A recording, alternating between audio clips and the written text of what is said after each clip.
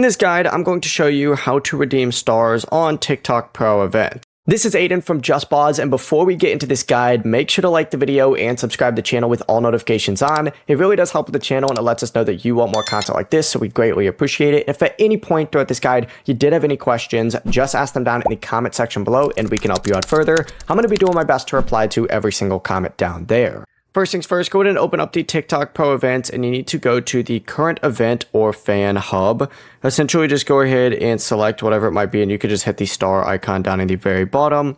And then essentially just scroll down on here and you're going to see a little redeem tab. Once you have some stars, you can open this up and you can see what these stars can be used for. For example, there's products on here. Some of these are kind of crazy and they do require a lot. There's TikTok shop coupons on here. Just choose any available rewards such as merchandise, a TikTok shop coupon or a donation, and then just tap redeem down in the very bottom.